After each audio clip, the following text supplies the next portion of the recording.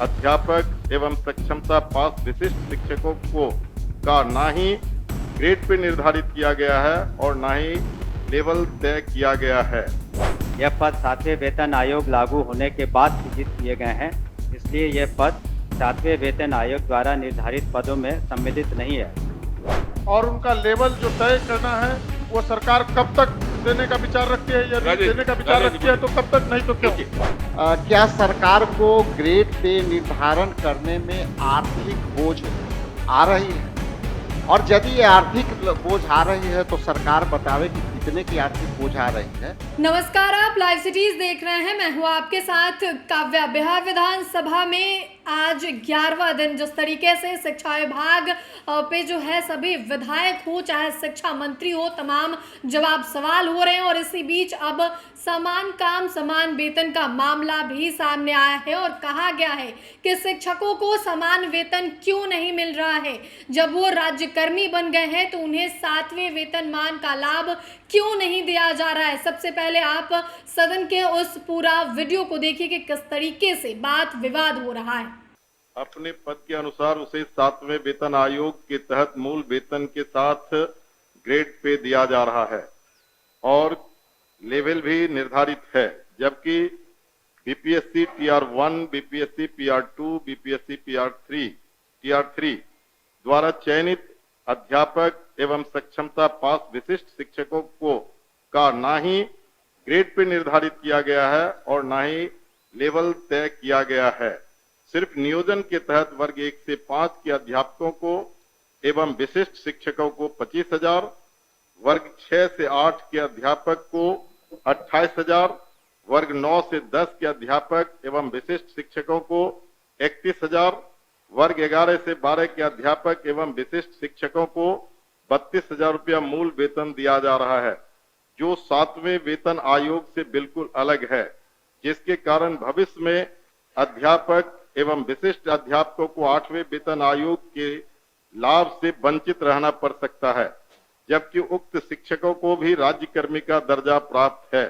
अतः उक्त शिक्षकों के हित में पद के अनुसार शिक्षकों को ग्रेड पे तथा लेवल निर्धारित करने हेतु हम सदन के माध्यम से सरकार का ध्यान आकृष्ट कराते हैं। माननीय मंत्री शिक्षा विभाग।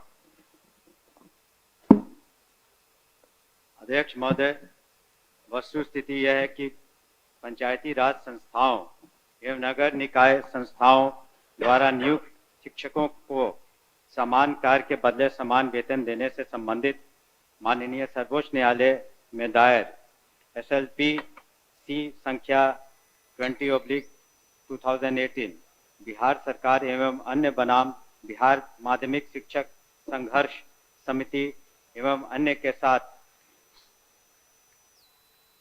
दिनांक 10/5/2019 को पारित आदेश, जिसमें माननीय उच्च न्यायालय के द्वारा समान कार्य के बदले समान वेतन देने हेतु पारित आदेश को निरस्त कर दिया गया है। राज्य सरकार पंचायती राज संस्थाओं एवं नगर निकाय संस्थाओं द्वारा नियुक्त शिक्षकों को बेहतर वेतन एवं सेवा शर्त हेतुकृत संकल्पित रही है। राज्य सरकार ने सहानुभूति पूर्वक इन शिक्षकों को 1/9/2020 से EPF योजना, जिसमें राज्य सरकार के द्वारा लगभग 5% अंशदान दिया गया है, से आच्छादित करते हुए दिनांक 1/4/2021 से 15% का वेतन वृद्धि किया गया।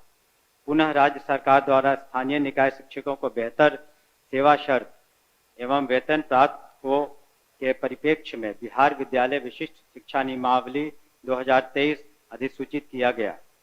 नए शिक्षकों के नियुक्ति हेतु बिहार राज्य विद्यालय अध्यापक नियुक्ति स्थानांतरण अनुशासनिक कार्रवाई एवं सेवा शर्त नियमावली 2023 अधिसूचित किया गया।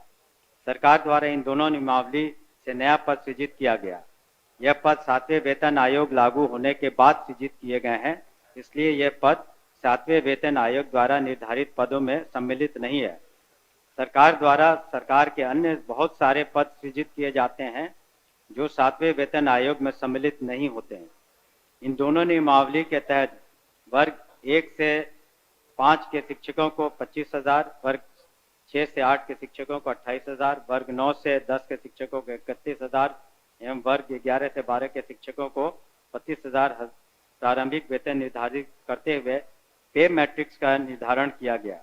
उक्त नियमावली के तहत शिक्षकों को बेहतर प्रोन्नति का लाभ दिया गया। अगले संभावित जो वेतन आयोग 8वां वेतन आयोग में ये शिक्षा विभाग द्वारा इन विद्यालय अध्यापकों एवं विशिष्ट शिक्षकों के वेतन मान को उचित स्तर पर निर्धारित करने हेतु वित्त विभाग को अनुशंसित किया जाएगा। महोदय, मैं पूरे वक्तव्य को मैं सुना। सरकार बीपीएससी का एग्जामिनेशन लेकर के सरकार ने घोषणा किया कि वो राज्यकर्मी होंगे। दूसरी बात की सरकार ने ही घोषणा किया कि सक्षमता परीक्षा पास जो कर जाएंगे शिक्षक वो राज्यकर्मी होंगे। तो जब राज्यकर्मी होंगे तब फिर क्या औचित्य है कि आप उसको 7वें वेतन के लाभ से अलग रखेंगे, उस श्रेणी में नहीं रखेंगे? क्यों उसको राज्यकर्मी का दर्जा देते हुए और राज्यकर्मी की घोषणा करते हुए उस लाभ से सरकार क्यों वंचित रखना चाहती है, ये मैं जानना चाहता हूं। माननीय मंत्री। अध्यक्ष महोदय, इसमें जो विचार विमर्श किया गया वित्त विभाग से, ऐसी बात नहीं है कि सहानुभूति तो पूरी रखी गई। एक और आंकड़ा मैं पढ़ना चाहूंगा सदन के सामने। वर्ष 2003 में जो नियुक्त प्रशिक्षित शिक्षा मित्र थे, प्रारंभ में उनका नियत वेतन प्रति माह था 1500, जो वर्तमान सकल वेतन प्रति माह हो गया 31,340।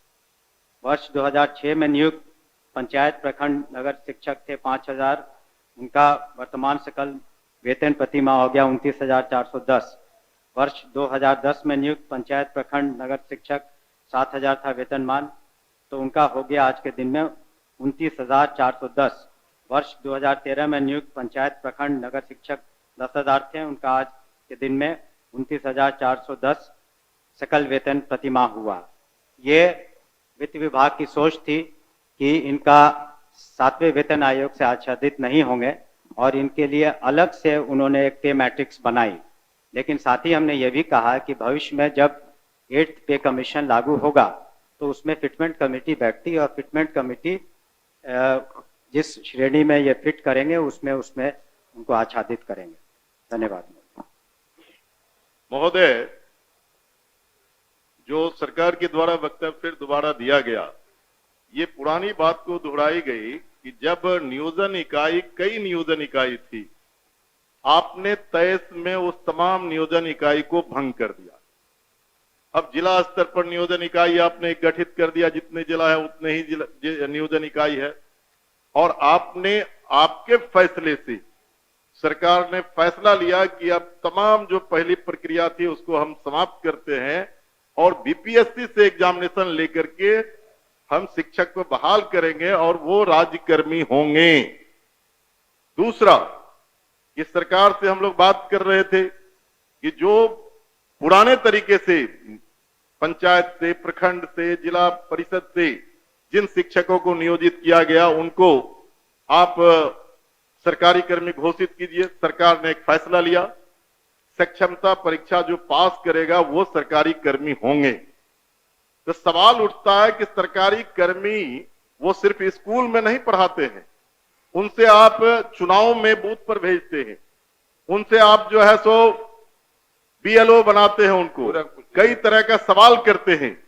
जब वो सरकारी कर्मी आपने घोषित किया है तब सरकारी कर्मी के बराबर उसके समकक्ष 7वां वेतन क्यों नहीं देना चाहती है, ये हम जानना चाहते हैं। तो नहीं, उनका कहना है कि वो पुराना जो बताया 4000 था, 2000 था, 3000 था। दूसरी बार खड़े होकर बोले तो नहीं सर मैं अध्यक्ष महोदय, जब ये पूरा मामला वित्त विभाग में गया, वित्त विभाग इसमें सारी निर्णय लेता है। पे मैट्रिक्स उन्होंने नया किया और कहा कि ये 7वें वेतन आयोग से आच्छादित नहीं होंगे। और दूसरी बात ये भी है, हम इस बात को स्वीकार कर रहे हैं कि भविष्य में जब 8th पे कमीशन का इन्होंने बात उठाई है, तो जब भी पे कमीशन केंद्र सरकार के द्वारा जब वो लागू होता है तो यहाँ बिहार में भी फिटमेंट कमेटी बैठती है और फिटमेंट कमेटी के अनुसार उस वक्त इसमें जिसमें करेंगे हम लोग अनुशंसा करेंगे।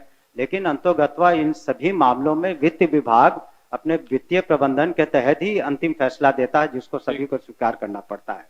धन्यवाद। हो गया आपका। नहीं तीन सर हो गया, सर सर केवल आपका और लोग नहीं, खड़े होने हैं। सर ठीक है, वो लोग पूछेंगे, लेकिन नहीं, कितने लोग मेरा पूछेंगे? मेरा आखिरी मेरा सबमिशन है सर, सप्लीमेंट्री मेरा ये है कि वित्त विभाग से सारी प्रक्रिया को पूरा करते हुए तब आपने बीपीएससी का एग्जामिनेशन लिया और तब आपने राज्यकर्मी का दर्जा दिया, तो बात साथ तो में वहीं घूम फिर के आ रहे हैं आप। साथ में पूछिए। वेतन का आप लाभ उसे क्यों नहीं देना चाहते? पूछिए। ये सरकार एक लास्ट करते हैं सर, नहीं, हो एक गया। का एक ही बात तो आप बोल रहे हैं, बोलिए। अध्यक्ष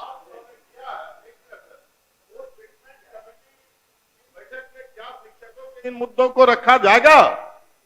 कह तो रहे हैं। हमने तो कहा ही कि जब 8 कमीशन का जो उसमें फाइंडिंग्स आएंगी, तब बिहार में जब फिटमेंट कमेटी होगी तो अलग अलग विभाग का उसमें टेकअप किया जाता है, तो उस वक्त विचार किया जाएगा निश्चित रूप से। धन्यवाद। ओके जी।